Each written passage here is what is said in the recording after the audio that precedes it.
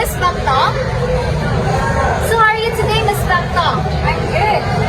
So today we will ask Miss Bactong some question about the conference that had happened last week. The first question is, what did you learn from Miss Neves and what have you realized after the conference? I learned that Miss Neves had high expectations she started teaching, but the reality was different from what she expected. She shared with us the challenges she faced, such as classroom behavior, lesson planning, and grading.